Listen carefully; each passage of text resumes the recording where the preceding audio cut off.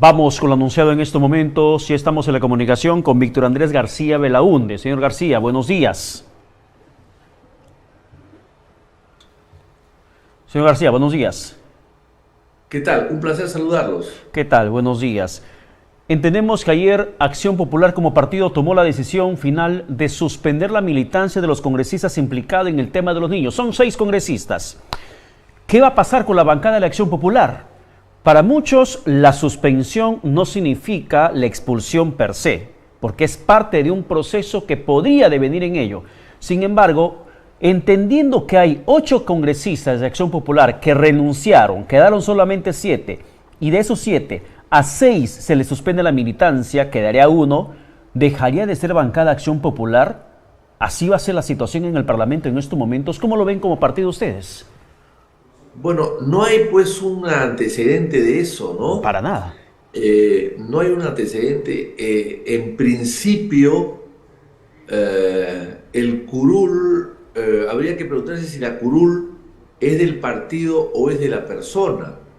La persona llega allí por un partido, pero una vez que llega allí ya tiene la soberanía popular en sus espaldas, digamos, ¿no? No es el partido lo llevó y se supone que siga siendo el partido durante su permanencia en el Congreso, pero hemos visto que hay un transfugismo rapaz e intenso y descarado en el Congreso hace mucho tiempo atrás, y llega con un partido y se van a otro rápidamente, a 1, 2 o 3, etc. Entonces es difícil. Además, el propio Tribunal Constitucional en su momento dio un visto bueno y bendijo a los partidos, ¿no? A los transfugismos.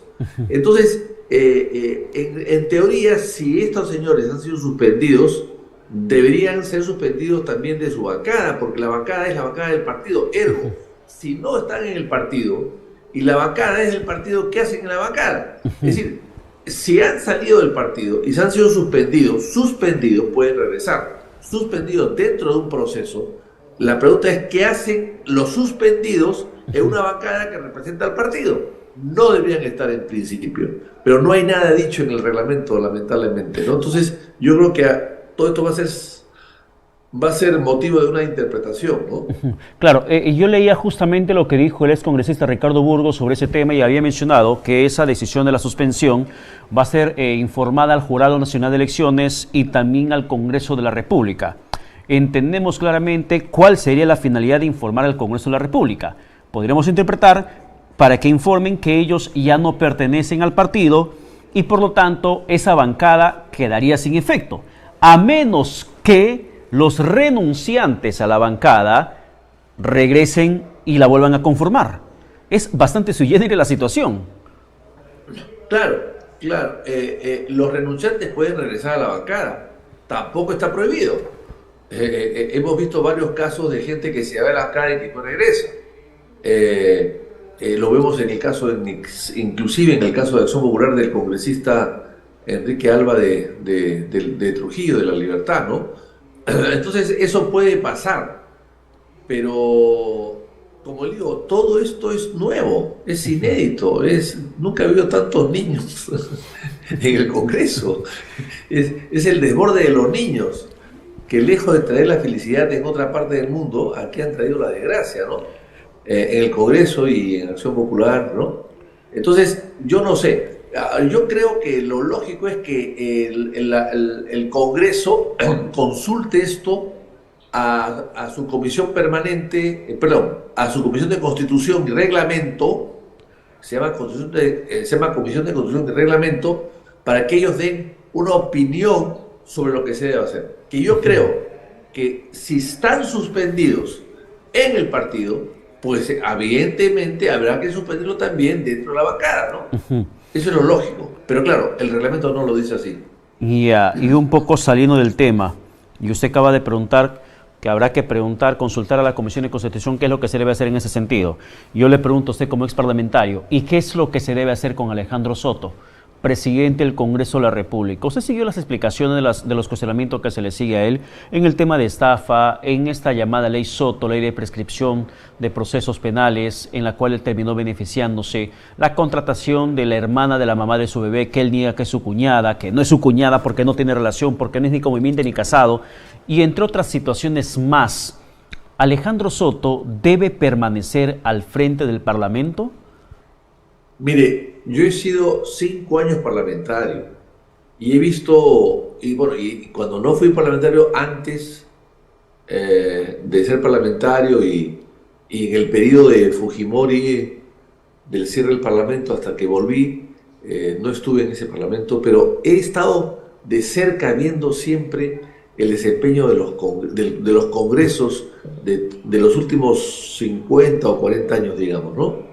La verdad, y he visto también el desempeño y la elección de las mesas directivas respectivas. Nunca he visto una persona tan cuestionada como presidente del Congreso como el señor Soto. Nunca. Han habido algunos cuestionamientos, algunas chismes, algunas informaciones no comprobadas en algunos presidentes que yo he conocido en el pasado.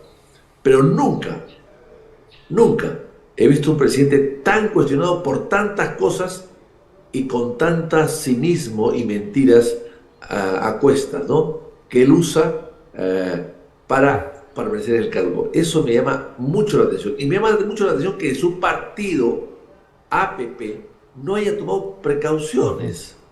O sea, al señor Acuña se le pasan los elefantes por debajo de la pierna. No tiene idea a quién respalda, habiendo otros en su bancada con mejores pergaminos para estar allí, si se trataba de que alguien de PP esté en ese cargo. O sea, yo creo que aquí funciona muy mal el partido, su bancada, y por supuesto la gente que lo eligió y lo apoyó en el Cusco, ¿no? Yeah. Porque las cosas que ha hecho son evidentes. Sí. Son evidentes.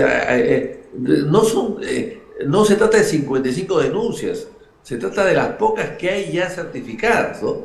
Y eso me parece tremendamente malo. O sea, desprestigia a la clase política, desprestigia a la política en general, desprestigia a la democracia como democracia boba y desprestigia al primer poder del Estado.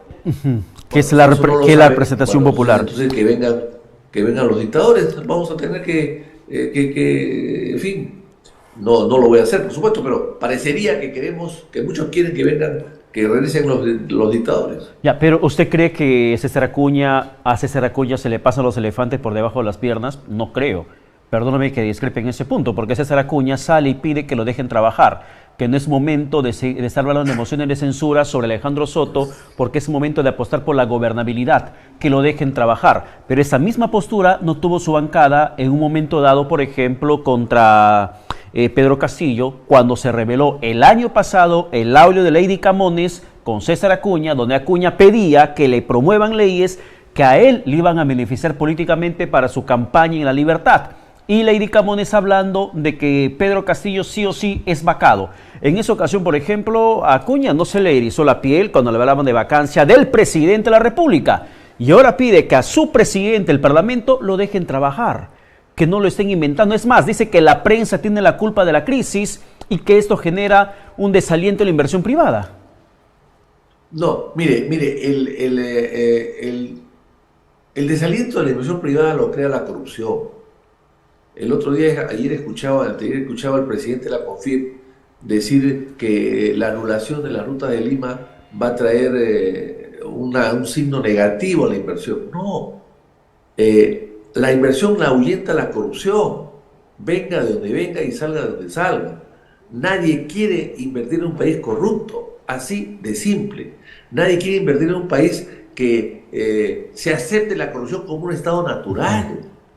Nadie quiere invertir en un país que se acepte la corrupción como una modalidad para hacer negocios, salvo los corruptos que llevan dinero mal habido, pero la inversión de por sí sana y transparente, que busca reglas claras, no va a venir a un país corrupto, así de simple. Entonces, a mí me extraña que que algunos partidos, APP no es lo único, lamentablemente, ¿no?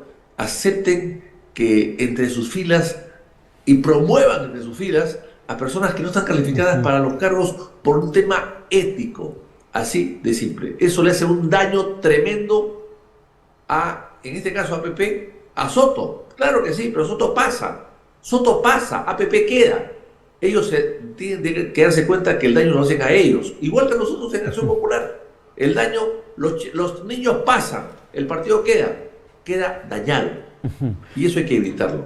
Y el Congreso también queda dañado con lo que están haciendo los congresistas en estos momentos, con esas alianzas, esos acuerdos contubernios de respaldo básicamente al gobierno de la presidenta Dina Boluarte, olvidándose de la solución de la problemática nacional y priorizando su subsistencia, tanto ejecutivo como legislativo, porque no solamente es APP, es el fujimorismo, también es Perú Libre y otras bancadas que surgieron y que cuando termina todo esto van a desaparecer. Sí, claro. Bueno, el Congreso se puede rehabilitar fácilmente porque es una institución del Estado que tiene más de 200 años y que cambia cada 5 años, se renueva totalmente, ¿no? Entonces, el Congreso puede recuperarse. Un nuevo Congreso entra con digamos, desprestigio cero y credibilidad a tope. Un nuevo Congreso. Y en su desempeño se verá qué se hace. El problema es cuando las instituciones quedan y no se renuevan 100%. Por ejemplo, los partidos, por ejemplo, el Poder Judicial, por ejemplo, la policía. Usted sabe que los congresos no son populares en una parte del mundo. Tienen baja aprobación. El Perú también, el Perú no es la excepción. Yo diría que somos los campeones de la bajo respaldo a un congreso.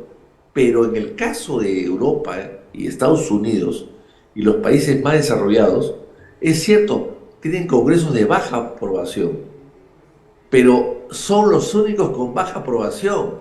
La justicia, la policía, las Fuerzas Armadas, los otros poderes del Estado no tienen esa baja aprobación del Congreso. Entonces, aquí no. En el Perú, la baja aprobación la tiene el Congreso, la justicia, la policía. Entonces, el Congreso se renueva. La policía y la justicia no se renuevan cada 5 años. Ahí están. Ese es el problema del Perú, que hay que corregir. Perfecto. Señor García Belaúnde, muchas gracias por la comunicación. Que tenga buen domingo. Muchas gracias a ustedes. Muchísimas gracias. Vamos a la pausa. Regresamos con el ex regidor de la Municipalidad Metropolitana de Lima, Jorge Valdés, para hablar sobre el tema de rutas de Lima y también de línea amarilla, que el alcalde López Aliaga no quiere hablar. Vamos a la pausa y volvemos.